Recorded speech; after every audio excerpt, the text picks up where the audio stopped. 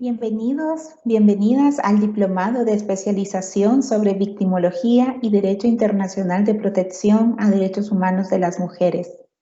Es un gusto estar ya en el módulo 5, en el tema 16, elaboración de casos prácticos. Es una alegría que hayamos llegado hasta el módulo 5 y como ustedes pues habrán podido darse cuenta, hemos desarrollado diversos e interesantes temas que nos han permitido llegar hasta este momento en el cual podremos aplicar todos los conocimientos adquiridos durante el diplomado para la resolución, para la elaboración de sentencias, de resoluciones judiciales con enfoque de derechos humanos, con enfoque de género y con base en la teoría de derecho antidiscriminatorio. Así que es un gusto estar en este tema 16 compartiendo con ustedes y tendré la oportunidad en esta ocasión de compartirles la presentación preparada para hacer la reflexión sobre este tema relativo a la elaboración de casos prácticos aplicando la teoría del derecho antidiscriminatorio. Pues bien, bienvenidos y bienvenidas nuevamente. Mi nombre es Hazel Bolaños Vázquez y bueno, he tenido la oportunidad de compartir ya distintas temáticas con ustedes y hoy felizmente estamos ya en el último módulo de nuestro diplomado relativo a la elaboración de casos prácticos. El objetivo de este tema es aplicar el derecho penal y procesal penal desde una visión progresista de protección a derechos humanos desde la calidad resolutiva para favorecer el acceso a la justicia de las mujeres y niñez y adolescencia. Pero como ustedes se darán cuenta, estas herramientas, estas pautas para aplicar el derecho antidiscriminatorio no solo son aplicables en el derecho penal, sino que también pues las van a poder utilizar en resoluciones en otras áreas del derecho en las cuales ustedes también ejercen en razón de su judicatura. Pues bien, brevemente quiero compartirles que este tema está bastante vinculado con la herramienta sobre aplicación del derecho antidiscriminatorio y estándares de derecho internacional de protección a derechos humanos que se ha elaborado desde Ormusa a partir de una investigación realizada por la maestra Alba Evelyn Cortés, y que como ustedes muy bien conocen, la maestra también ha sido docente de su diplomado y les ha impartido varios temas. Y en esta investigación que ella realizó sobre la aplicación, el análisis de sentencias, de resoluciones desde un enfoque de derechos humanos y de derecho antidiscriminatorio, ella en esa investigación propuso una herramienta que luego fue adaptada por Ormusa, siempre con apoyo de la iniciativa Spotlight, para crear una herramienta que pudiera servir a jueces y juezas para la aplicación de los estándares de derechos humanos y del derecho antidiscriminatorio. Entonces, en esta oportunidad, pues a mí también me complace mucho presentarle la herramienta. Yo también he formado parte del equipo que ha redactado esta herramienta y que espera que sea una forma útil, una forma, vamos a decir, precisa, concisa, de recomendar cómo utilizar estos parámetros de derecho internacional de derechos humanos para garantizar el derecho de las mujeres y de las niñas a una vida libre de violencia por razón del sexo. Y como ustedes verán en esta herramienta, todo el diplomado nos ha preparado para este momento. A estas alturas ustedes ya dominan conceptos teóricos y también procedimentales de cómo aplicar el enfoque de derechos humanos, el enfoque de género, el análisis de contexto, la teoría del derecho antidiscriminatorio a la resolución de casos relativos a violencia contra mujeres y niñas. Y entonces en ese momento quiero presentarles la propuesta del documento de herramienta de aplicación del derecho antidiscriminatorio que se ha trabajado desde Ormusa, sus principales elementos, y ustedes ya verán que a medida que les vamos presentando la herramienta, ustedes dirán, todo esto ya lo hemos visto durante el diplomado. Como les digo, felizmente el diplomado nos ha preparado para llegar a este momento decisivo, el cual es poner en práctica todo el conocimiento teórico, todo el conocimiento procedimental y sobre todo el conocimiento actitudinal, todos los valores que hemos venido reflexionando y desarrollando, que ustedes ya poseían y lo único que hemos hecho es poner un orden. Como ustedes ya van a ver, todos estos contenidos ustedes ya los dominan perfectamente en su judicatura, son pues jueces y juezas que han estado en constante formación, capacitación y especialización. Y lo único que se hace en esta herramienta es pues proponer un orden en cuanto a cómo analizar estos elementos que ustedes ya muy bien dominan. Y bueno, es una propuesta académica que esperamos que también se convierta en un modelo o en una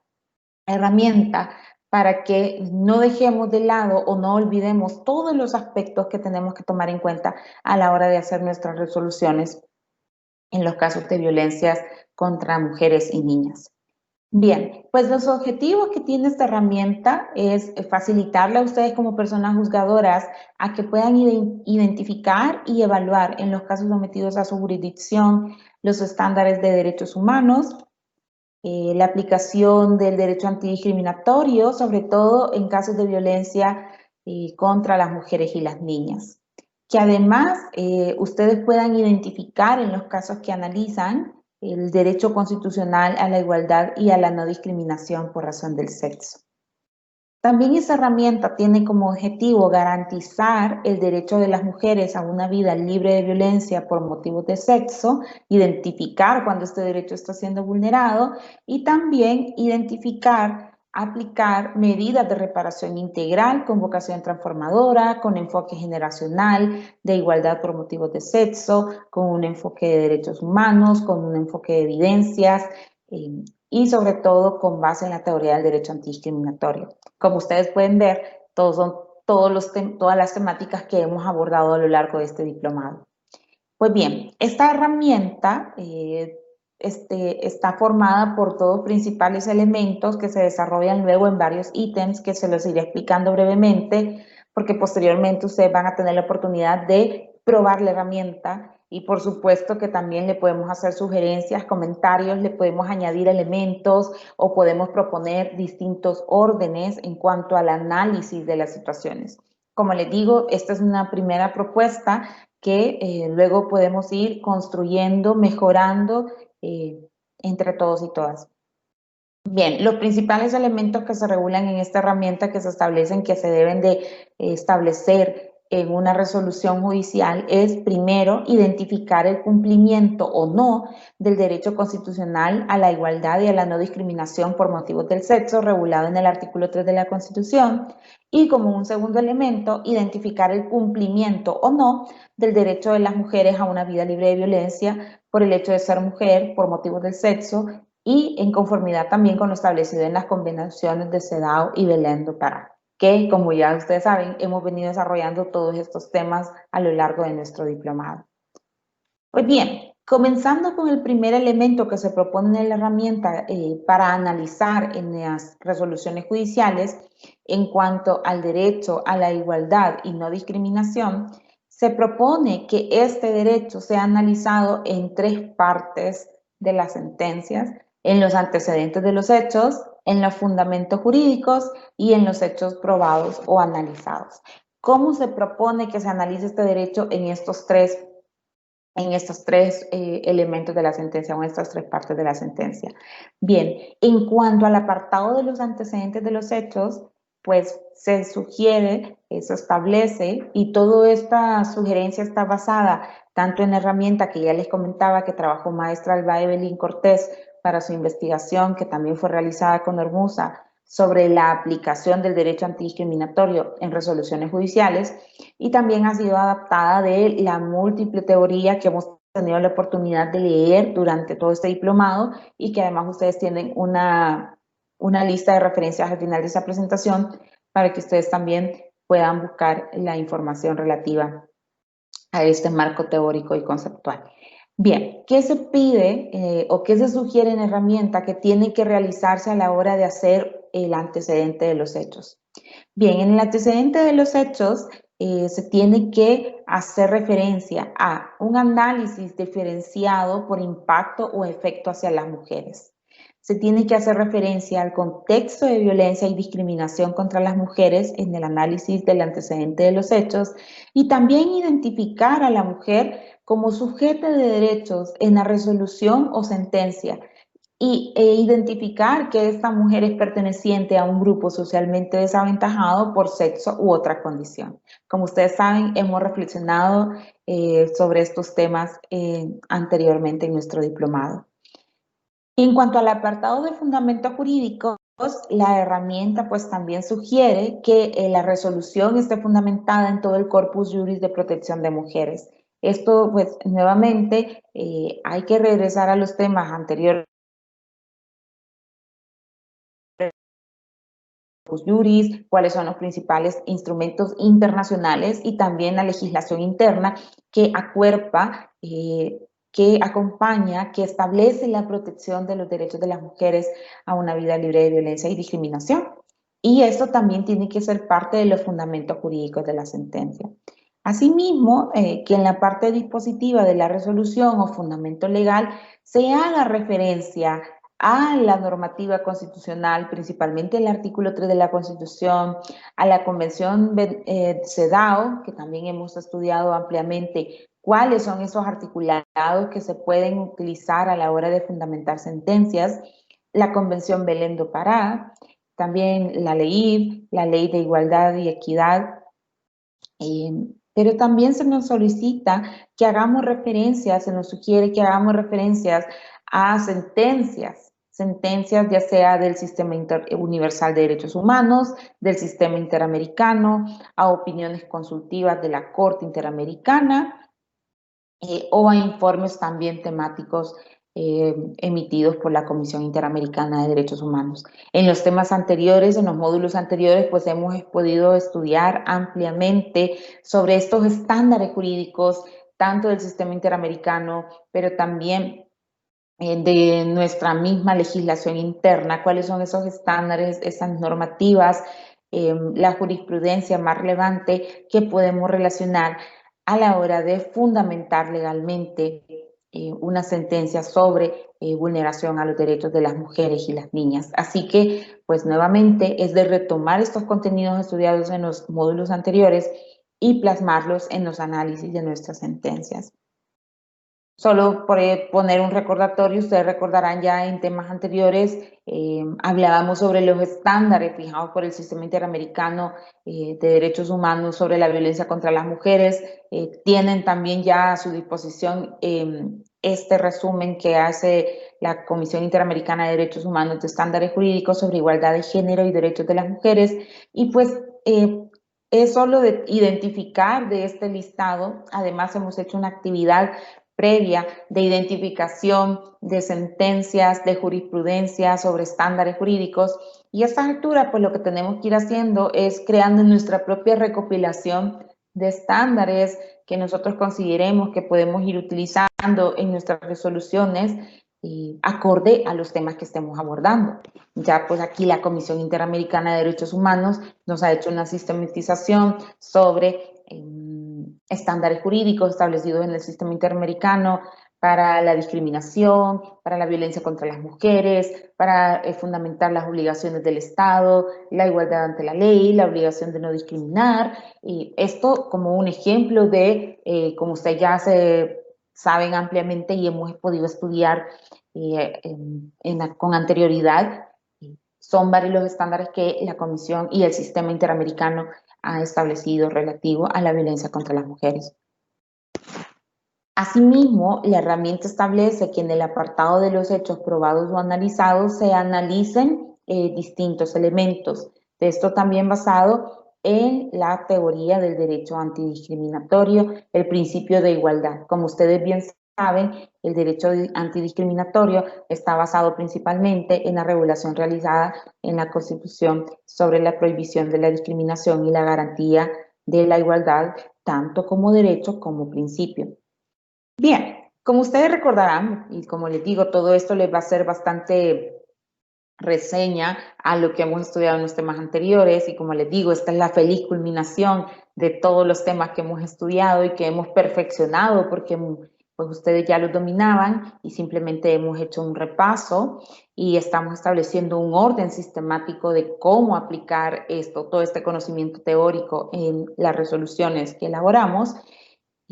En el apartado de hechos probados o analizados, pues un primer elemento que se solicitaría para estar conforme a la teoría del derecho antidiscriminatorio, a la prohibición de discriminación, al principio de igualdad y a la garantía del derecho a la igualdad, sería la identificación del trato diferenciado. Lo recordarán de clases anteriores. Entonces, en el análisis de nuestras sentencias, tenemos que identificar cuando, por ejemplo, a la mujer se le da un trato distinto frente a un hombre solo por el hecho de ser mujer. Es decir, si no hay otra justificación más que las diferencias sociales que puedan provenir, por ejemplo, de estereotipos, de patrones estereotipados de comportamiento que se esperan o por actitudes misóginas, de considerar a las mujeres supuestamente inferiores, ya sea por su físico, por su intelecto o por su moralidad. Pues esto nos vendría a reforzar el trato distinto a la mujer frente a un hombre por ser mujer.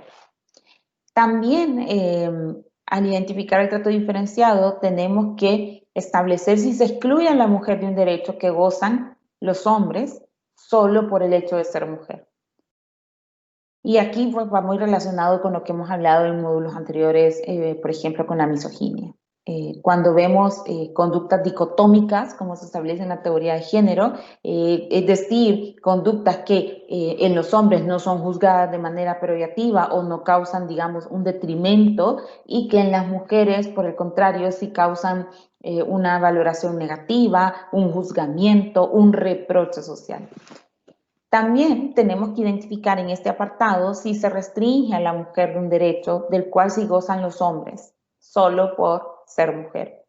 Nuevamente, pues también a eso tiene a la base tanto conductas sexistas, machistas, misóginas, que establezcan que hay un derecho o quieran establecer derechos que realmente no serían derechos, sino que serían pues tratos desiguales y discriminatorios, el hecho de que hayan derechos que se crea que solo lo disfrutan los hombres y se les restringe a las mujeres. O aunque sean derechos que se garanticen tanto a hombres como a las mujeres se les garantice de una forma restringida. Es decir, haya que cumplir, por ejemplo, más requisitos o estén sometidas a distintas condiciones para gozar este derecho frente a los que gozan los hombres.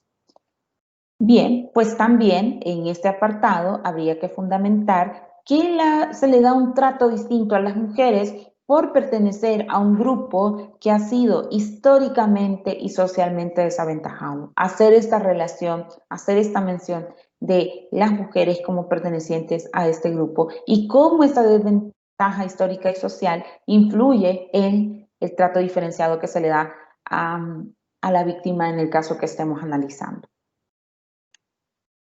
También, para identificar el trato diferenciado, tenemos que establecer en este análisis de los hechos probados o en el análisis de los hechos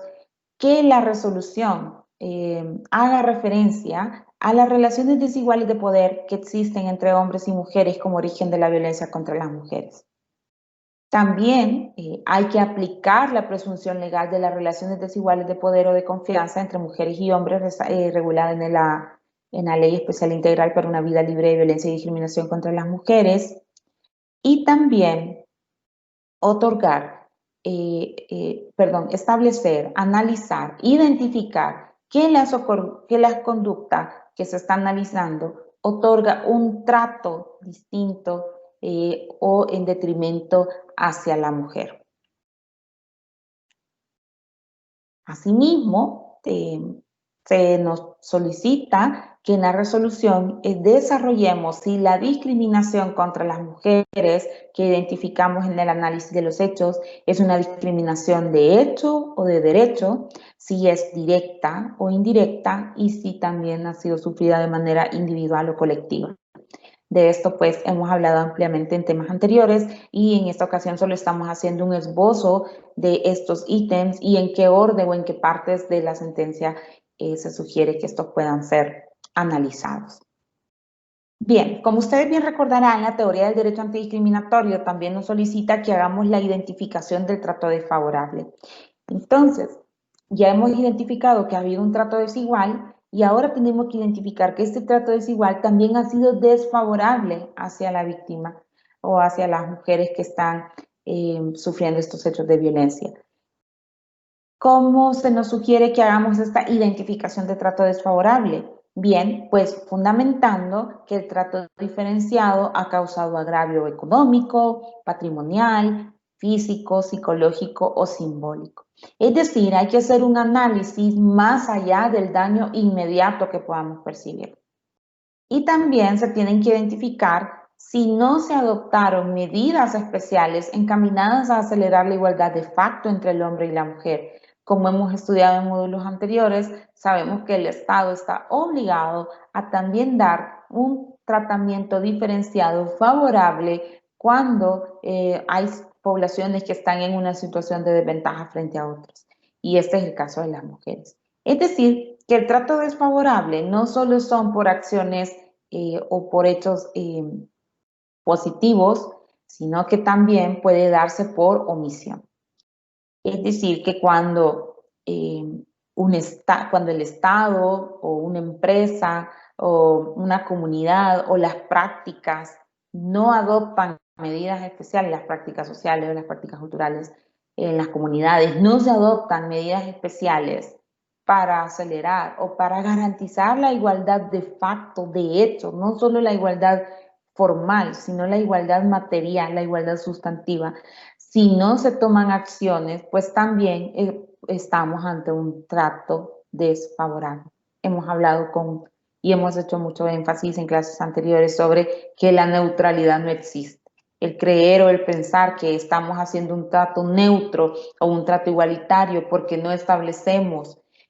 con medidas especiales para garantizar que las mujeres accedan en igualdad de condiciones a los derechos o al goce de los derechos en igual condiciones que los hombres, pues eso también constituye un trato desfavorable hacia las mujeres. Y también en este apartado de análisis de los hechos, se nos pide identificar el trato ilegítimo. Es parte de la teoría del derecho antidiscriminatorio, es decir, realizar un juicio de razonabilidad de la conducta, determinando si la diferenciación realizada hacia la mujer, hacia la víctima, era ilegítima. ¿Por qué va a ser ilegítima? Porque es inadecuada, porque es innecesaria, porque es desproporcionada respecto al ejercicio de un derecho fundamental. Es decir, no hay justificación, no hay sustento que nos lleve a afirmar que el trato realmente ameritaba ser un trato diferenciado. Entonces, cuando no hay una justificación, cuando este trato inadecuado, este trato ilegítimo no tiene un sustento legal o una necesidad para realizarse este trato desigual, pues vamos también a fundamentar que estamos ante la identificación de un trato ilegítimo. Bien, pues también, como recuerdan, les establecía que se sugieren que hayan dos elementos en análisis y primero, que es el que acabamos de abordar, la propuesta de identificar el cumplimiento o no del derecho constitucional a la igualdad y no discriminación por motivos del sexo, y en la segunda parte se nos pide también que identifiquemos el cumplimiento o no del derecho de las mujeres a una vida libre de violencia por razón del sexo. Sobre todo desde los parámetros establecidos en la CEDAW y en la Convención Belén do Pará. Bien, pues para el segundo apartado se propone también en esta herramienta que se haga un análisis tanto en el apartado de los hechos probados o analizados y también en la parte dispositiva. ¿Cómo podemos realizar este análisis del cumplimiento del derecho de las mujeres a una vida libre de violencia en las resoluciones judiciales?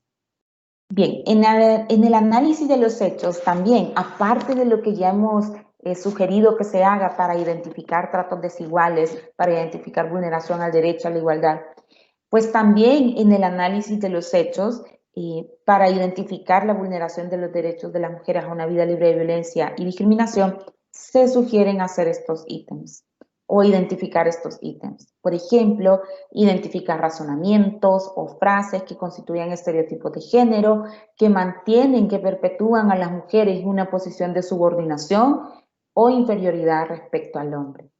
También se nos pide identificar razonamientos o frases que constituyen división sexual del trabajo basada en el sexo o aquellas frases o razonamientos que constituyen roles de género rígidos y excluyentes por motivos del sexo.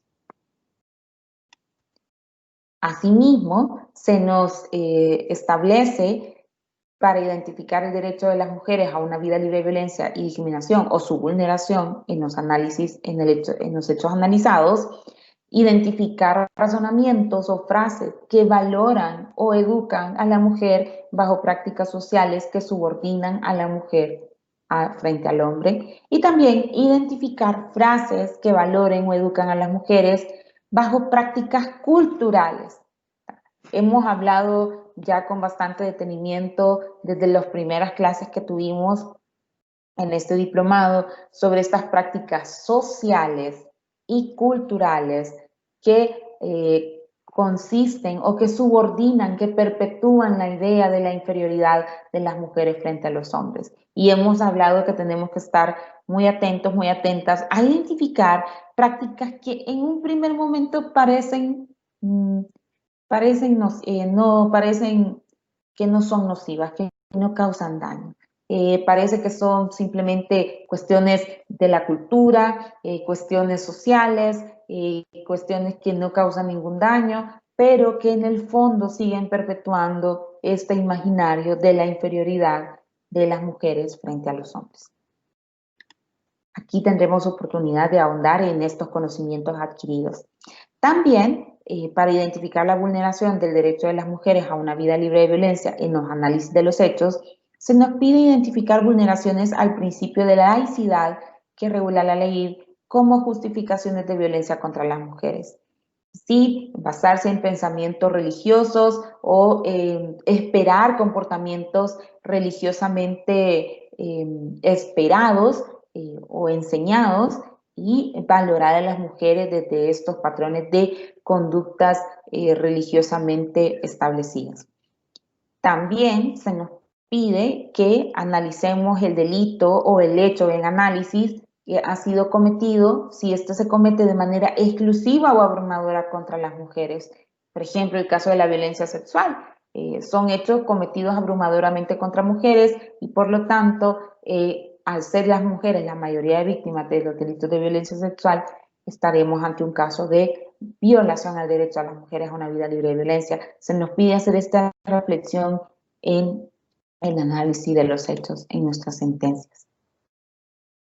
También se nos sugiere que en la parte dispositiva de la resolución, para garantizar el análisis del derecho de las mujeres a una vida libre de violencia y discriminación por razón del sexo, que tomemos en cuenta los siguientes elementos. Se nos sugiere que en la parte dispositiva pues también se establezcan la garantía al derecho a la igualdad ante la ley de mujeres y hombres, garantizar este derecho, establecer cómo se va a garantizar este derecho a la igualdad ante la ley de mujeres y hombres, cómo se va a garantizar la igualdad y la no discriminación por motivos del sexo en la parte dispositiva, ordenar la interrupción de los hechos de violencia y discriminación contra la víctima. También se nos pide sancionar la violencia contra las mujeres, dictar medidas de reparación integral a la mujer víctima. Hemos también tenido temas específicos sobre las medidas de reparación integral, dictar medidas de protección,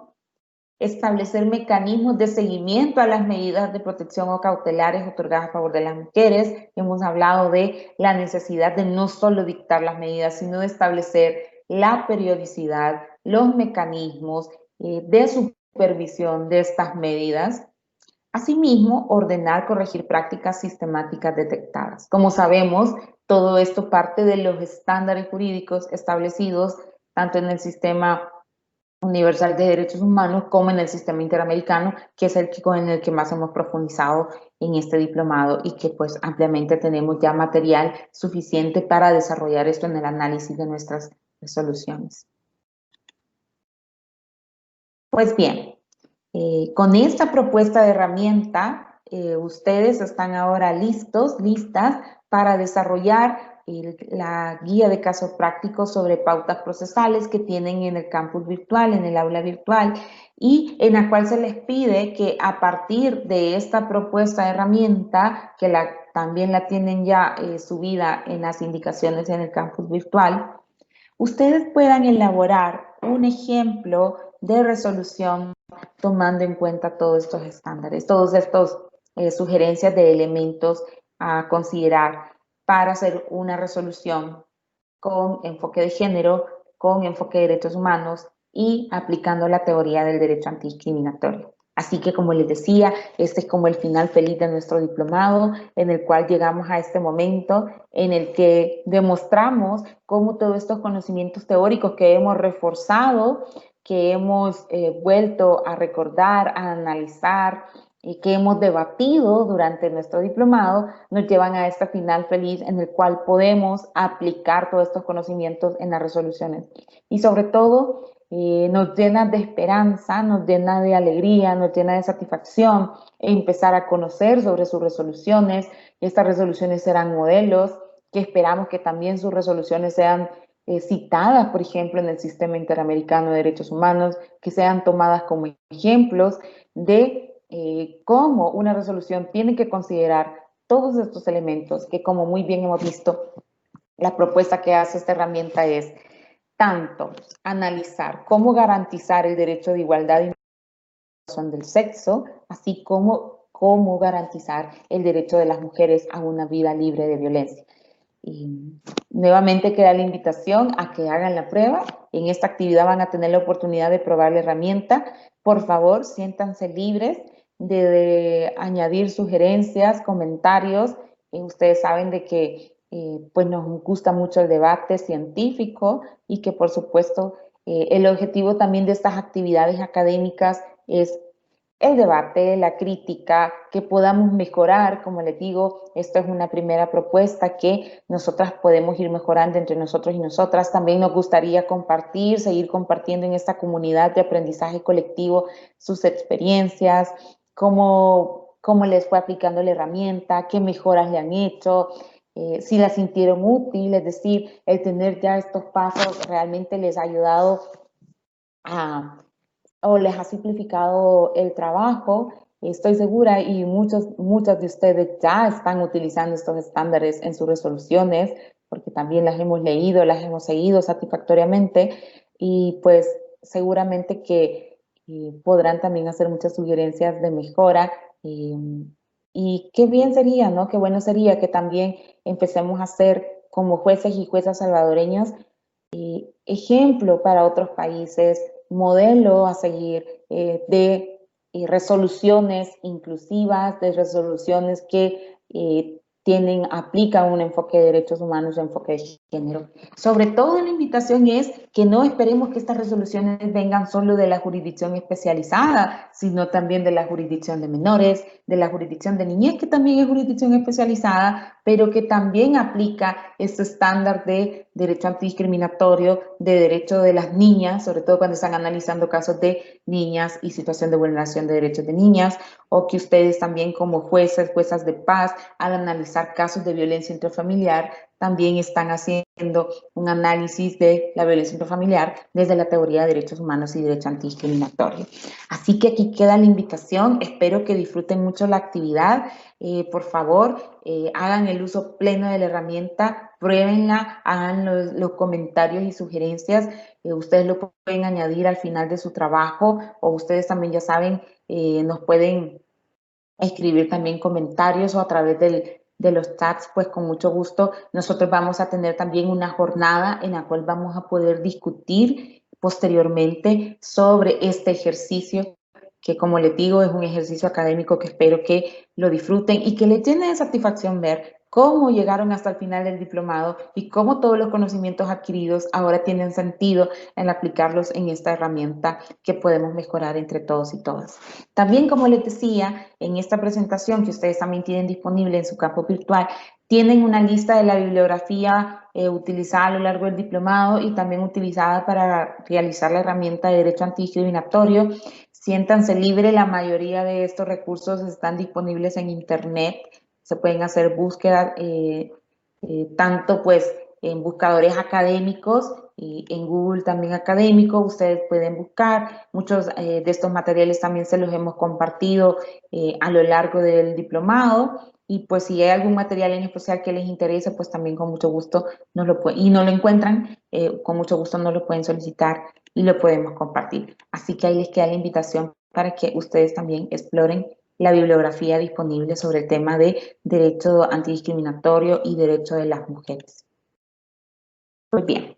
Me alegro mucho de haber llegado hasta este momento con ustedes, de haberlos acompañado. Comenzamos de una manera presencial, disfruté mucho también las sesiones que tuvimos presenciales. He disfrutado también mucho compartir con ustedes de manera virtual, aunque sea de manera sincrónica, pero